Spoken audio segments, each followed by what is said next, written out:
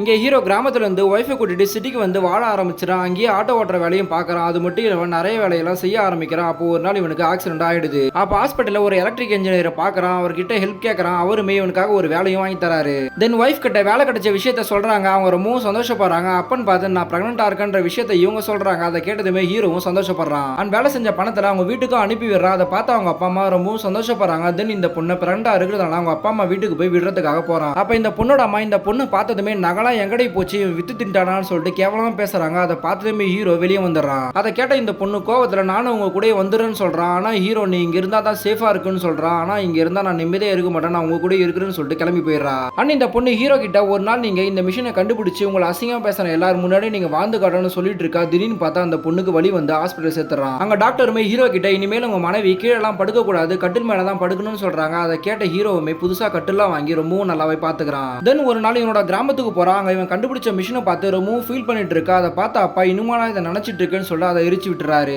அதை பார்த்த ஹீரோ ரொம்பவும் ஃபீல் பண்ணி அழுகுறான். இருந்தாலுமே அதை பார்த்ததுமே மரக்காட்டையில இருந்ததால இது எரிஞ்சு போச்சு, இனிமேல் நம்ம இதை இரும்புல தயாரிக்கணும்னு சொல்லிட்டு புதுசா ஒரு ஐடியா வருது.